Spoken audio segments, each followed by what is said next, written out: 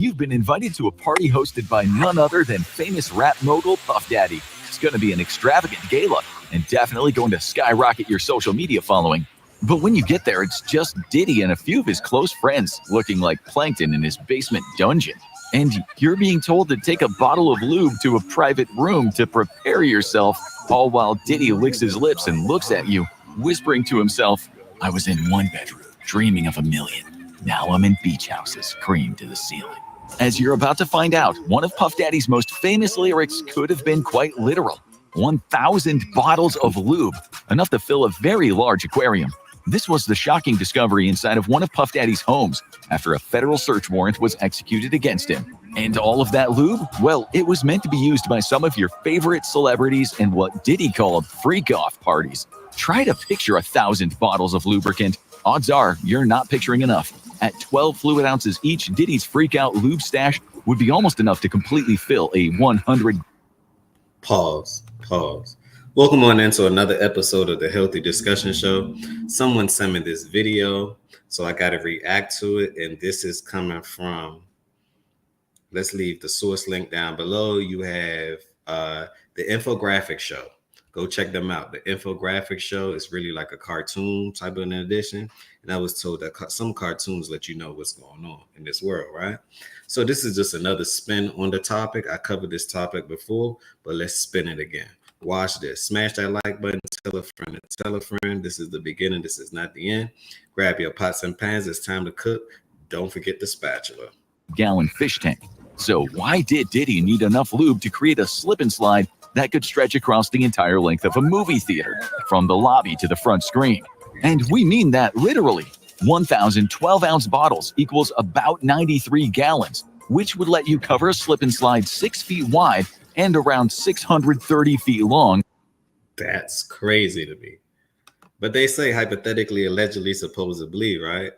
That wasn't just baby oil. That was liquid drugs. But let's continue. With 1 millimeter of personal lubricant, or a total surface area of almost 350 meters. At Diddy's movie theater, you could slide in the front door on a cushion of sex lube, whiz by the concession stand for your popcorn and soda, and then slide into your front row seats right by the big screen. And what's playing in Diddy's theater? Well, one of his personal home movies, but more on that soon. First, let's talk about enough lube to drown an elephant seal. Americans buy in bulk, as we know, and there's a Costco right down the street. These are actual statements from P. Diddy's lawyer in response to the discovery of 1,000 bottles of lubricant and baby oil at Diddy's home. While it is true that Americans enjoy bargain shopping from big box stores, most Americans also don't need enough lubricant to fully insert a Minuteman Intercontinental. Put a 1 in the chat if y'all think that that's baby oil.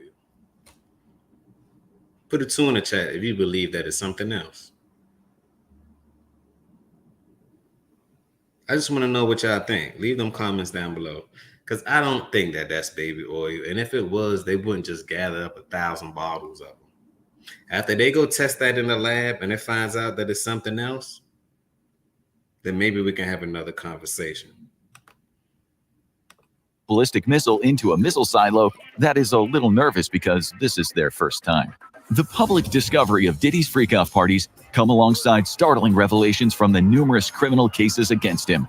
In 2023, Sean John Combs, aka P. Diddy, aka Diddy, aka Puff Daddy, aka Lube Daddy, aka P. Slip and Slide, aka Federal Defendant Number 1, saw his entire career unwind with allegations that he had abused and exploited former girlfriend Cassandra Ventura, also known as Cassie. He was 37 years old and she was just 19 when they first. Whoa. I mean, I understand that woman is generally going to date up, but you're 19 and this man is 37. That's one hell of a gap. Where's her father at? Where's her relatives at? Where her cousin at? Where her brother at to say, that's one hell of a gap. It only leaves room for manipulation. But allegedly, I hear that Cassie, she had this guy friend, a boyfriend, I guess, when she was that age. And the boyfriend introduced her to Diddy. And next thing you know, she left with Diddy. So, and she been part of this rank for a while. Now she happened to come out to say that she wants some money. Like, who's paying her? Who's paying her? Or who sicked her? Did Diageo give her some money and say, you know what, we just gave Diddy some money on the lawsuit. Go ahead and claim something. Go ahead and claim something. Because it's really, see, I look at it like this. This one is bigger than Diddy. Diddy was told to do these things. Diddy's been doing these things for a while, right? So with that being said, I noticed that anytime that they want to blame somebody, they blame somebody that look like you and I. But in actuality, it's other things that's going on, right? That other classes of people are doing. Like, this came from the top. This don't happen at the bottom level. This starts at the very, very top. So who run the top of the totem pole? Leave your comments down below. Who y'all think won the top of the totem pole? See what happened to Epstein. Who groomed Diddy? Why aren't anyone talking about, no one's talking about who groomed Diddy? It's like the blame is on Diddy. That's the fall guy. You got to look beyond all of those things. Not supporting his actions. We're not supporting his actions, but I just want y'all to critically think. I want y'all to critically think. Smash that like button. First met, quickly making her financially and career dependent on him. At these freak-off parties, it's alleged that he forced Cassie to perform acts on others against her will. The case would be settled out of court without the terms of the settlement being publicly revealed. However, it's likely that this included a very large financial compensation. There's no word. Diageo, they gave him a lot of money. Remember, he sued them for billions of dollars because of what he called it, racism, which kind of makes sense because y'all got to understand, Casamigo came out. It was supposed to be De Leon, not Casamigo. Casamigo was owned by or branded or sponsored by George Clooney, right? So therefore, they put George Clooney in front of De Leon.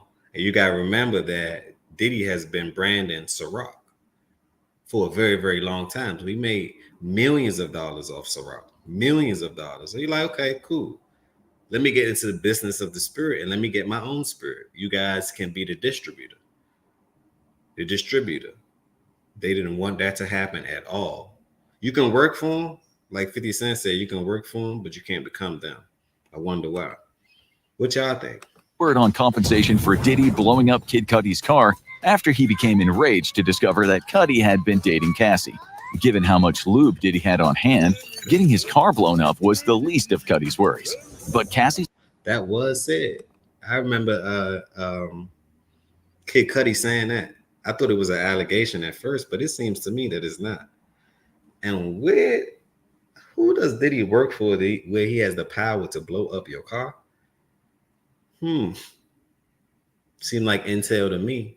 Who gave him the authority to blow up your car? And then if the car was blown up, did he pay off the press to suppress what was going on? That's why I say everyone's involved, from politics to property presidents to governors to the people at the top, the music industry, to the people that want to become stars. And you got to do extraneous things in order to become that. 9 times out of 10, bend over backwards to get your eyes blown out. This is no secret. They've been doing this for 25, 30 years. What y'all think? Yikes. His lawsuit was the tip of the iceberg because Puff Daddy, aka Lube Master 3000, was already facing several other cases for exactly the same type of behavior. And front and center of these allegations were P. Baby Oil Diddy's freak-off parties, for both legal reasons and to protect their reputations. It has become incredibly difficult to get solid details on what exactly went on at these freak-off parties from those who attended. But it doesn't take much imagination when there are literally 1,000 bottles of lube and baby oil involved. Odds are, with that much lubricant to make things nice and slippery, Diddy and his guests were not hosting a chess club. Some leaks have emerged, though, painting a sordid picture of Combs' freak-off parties. Allegedly, they involved multi-day-long marathons of physical debauchery, with P. Diddy, aka Slip Daddy, flying in sex workers specifically for the events. That particular allegation seems to have some basis in reality, as amongst the many charges Diddy seems unable to slip out of are related to sex trafficking across state lines. for which he is being prosecuted under the infamous Mann Act. Allegedly, Diddy's flesh fests would begin after the Mann Act, but we also gotta keep in mind you have the Mann Act, but you also have the Survival Act, and that states that hey, a woman could say that you did this and that to her 15, 20 years, 30 years ago, and it could be allegations as well, right? But after the allegation is set out there, your reputation is destroyed. See, the reputation is all you have. So if somebody said that you did something, right? You can destroy their public image and or their, nowadays it's their digital footprint. Remember those words, the digital footprint. You have to protect your digital footprint because you're being tracked no matter if you like it or not. Smash that like button. his famous white parties, which would attract major celebrities such as Leonardo DiCaprio and Mariah Carey. However, after the A-listers left, Diddy would put on a completely different show for a select group of friends. Michael Kaplan of the New York Post, who broke details on freak-offs, reported that Diddy would lure in women whom he was personally managing or had met at various adult clubs, along with sex workers. Using either drugs, money, or power over their career, Diddy forced the women to participate. Afterwards, to ensure their silence, he would use video footage taken at the events as blackmail. He needed to have his own insurance company, basically. The man needed to have his own insurance company. Because if you're doing all of this and you're making sure, hey, I have to have some type of collateral or leverage, I guess he understood business. Now, do I support his business margin? Probably not, but he understands business. Leverage, or simply threaten to ruin their career. But freak-offs had other surprises of their own. According to a well-placed drug dealer who was invited to one of these events, male rappers would engage in acts with each other as well, including some very high-profile and well-known talent whose names have not come to the spotlight yet. However, for any fan of the Boondocks, this type of behavior has long been an open secret amongst the hip-hop community. Heavy security would ensure complete privacy, and only people personally invited by Combs were allowed to enter. Threats of violence, drug addiction, and blackmail were all used to ensure complete secrecy, as well as a healthy amount of payouts for at least some individuals, such as Cassie. Even if guests wanted to leave, the sheer amount of personal lubricant flooding the party space would have made that difficult. There's also been no publicly released footage or any photos from any of these freak-off parties, though low-effort media has been using old clips or photos from legitimate white parties that Diddy hosted in their place as clickbait. Allegations that celebrities like Kevin Hart, Leonardo DiCaprio, or Beyonce attended these parties are unproven and rely entirely on photos and videos of them at known white parties. Combs is, at the time of writing, behind bars at the Metropolitan Detention Center after being labeled a flight risk.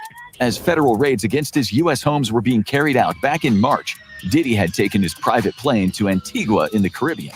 Thinking the situation over, he decided to return and was subsequently denied bail requests. Commenting on the discovery of 1,000 bottles of lubricant in one of his homes, Diddy, through his lawyer, wanted it to be clear that the presence of over 90 gallons of lube and baby oil was not, quote, as nefarious as it seemed. Because who doesn't have a commercial-sized aquarium's worth of personal lubricant for various needs in their home? Sean Slippery Combs is facing some serious jail time for the charges against him, even as the details of freak-off parties remain tightly under wraps by federal prosecutors. At a minimum, Combs faces 15 years in prison, though it's possible he could spend the rest of his life in prison if the federal sex. My thing is this, I think he's going to serve those 15 years. Is he going to get through? And what happened when he went to Antigua? I was looking at something and it stated that's not even Diddy that they apprehended. Diddy hypothetically supposedly sent a clone. And I was looking at his mugshot, right? Who has a mugshot? This is what I don't get. Who has a mugshot and then have their chain on tucked in underneath? Y'all hear me? According to due process, and don't they take all of those things off first? They took all your jewelry off, everything. They take everything off, your chains, your glasses. They take your hat off. They take everything off. They de-dress you, right? And then they put you into their garments, right? Because it's psychology. They put you into those thin little things, right? And after they place you into these things, all your jewelry is supposed to be off. I'm looking on the internet the other day and I'm looking at a mugshot and I'm like, why does this man has his gold chain tucked underneath? That don't make no sense to me at all. At all. That's just food for thought. I want y'all to really think about these things because what you see, I was so half of the things that you see, you can't even believe anyway. You cannot believe. But let's finish up this video. Trafficking charges are proven, along with a $250,000 fine. The real question is, how do federal authorities hope to keep a man behind bars who has spent so much of his life steeped in gallons and gallons of personal lubricant now slip into this video? Y'all go check these people out, man. Go check them out. They do a great job of explaining things. It's called the infographic show. The infographic show, they did a good job of explaining things. Smash that like button, tell a friend to tell a friend. I appreciate the community for sending me this video. They wanted me to react to it. So there you guys have it. Another episode of the Healthy Discussion Show.